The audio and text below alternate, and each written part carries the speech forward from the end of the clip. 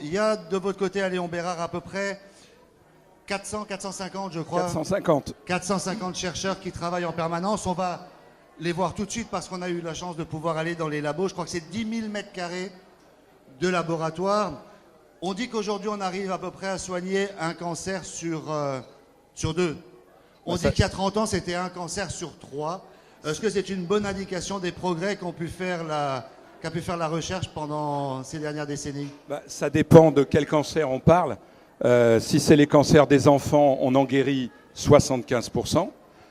Si c'est les cancers des femmes, on en guérit à peu près 60%.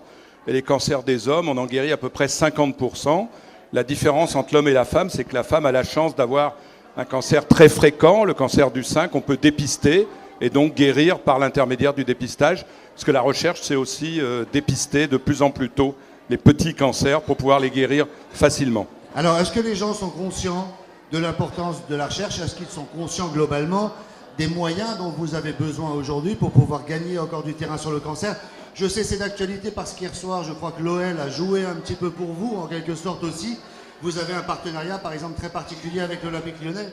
À chaque fois qu'ils marquent un but, et hier soir ils en ont marqué 3, il y a 500 € pour la recherche du centre Léon Bérard. Je précise qu'on ne collecte pas d'argent privé pour soigner des malades. D'ailleurs, le centre Léon Bérard est un des rares hôpitaux de la région qui est en équilibre budgétaire depuis plus de 5 ans maintenant. Mais on collecte pour la recherche parce que la recherche coûte de plus en plus cher et que malheureusement les crédits sont pas à la hauteur de ce dont on a besoin tout simplement pour que 450 personnes puissent chercher. Et la recherche, c'est au centre Léon Bérard, mais ailleurs. Ouais, nous avons, il y a à peu près 2000 personnes à Lyon qui font de la recherche. Il y en a 1000 au Centre international de recherche sur le cancer, qui est la grande tour, qui est entre Édouard Herriot et le Centre Léon Bérard. Il y en a à l'École normale supérieure, à côté d'ici. Il y en a à Lyon Sud et il y en a donc au Centre Léon Bérard. Et ces gens, ils cherchent globalement autour de 3 questions assez simples, si on les résume comme ça. La première question, c'est pourquoi une cellule devient cancéreuse? La deuxième question, c'est une fois qu'une cellule est devenue cancéreuse, pourquoi on n'est pas capable de l'éliminer?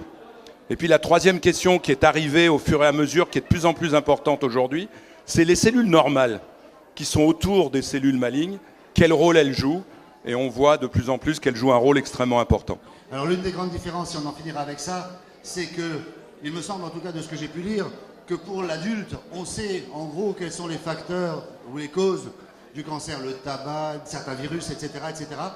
L'une des particularités des cancers des enfants et des adolescents, c'est que les causes sont encore assez mystérieuses. Est-ce que vous avez bon espoir que la recherche, grâce aux moyens dont vous allez pouvoir disposer, avancera ces prochaines années? Quels sont en fait vos espoirs à vous, de médecin, parce que ça fait plusieurs décennies que vous êtes médecin? Qu'est-ce que vous aimeriez voir encore dans votre carrière comme changement? Il y a des changements particuliers que vous aimeriez voir? Moi, j'ai eu la chance de commencer ma carrière il y a un certain temps. On guérissait entre 35 et 40% des enfants. Je suis en train de finir ma carrière, on en guérit 75%. Donc ce que j'espère, c'est que les suivants auront la même chance que moi d'arriver à 90, 95%, ce qui est possible. La recherche, vous savez, elle ne va pas forcément expliquer tout. Aujourd'hui, l'hypothèse la plus probable pour expliquer les cancers en général, ça reste le hasard, le fameux hasard et la nécessité. Donc, il y a beaucoup d'explications à avoir, les oncogènes, les anti-oncogènes, les gènes suicides.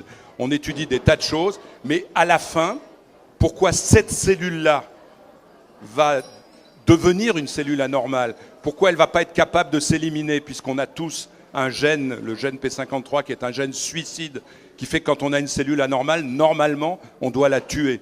Pourquoi un jour on ne la tue pas? Eh bien, il y a eu un prix Nobel français célèbre qui avait écrit un livre qui s'appelait « Le hasard et la nécessité ».